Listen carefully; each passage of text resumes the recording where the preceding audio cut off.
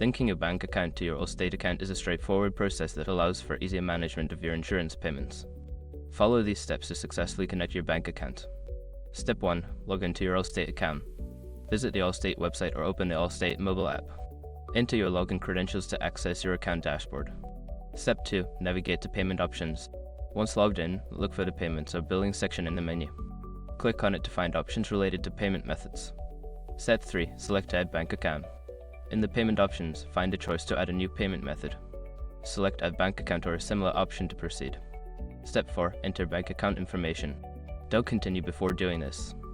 A lot of online accounts end up exposed in breaches without people even realizing it. Use SROC to constantly monitor your email and accounts and get alerted immediately if your information gets leaked online. It scans billions of breached records 24/7 in the background. And honestly, for a few dollars a month, it's something everybody should probably have. Link in the description. Step 5. Confirm and save.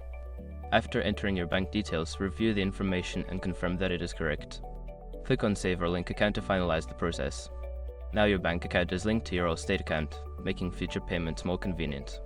If you encounter any issues, consider reaching out to Allstate customer support for assistance.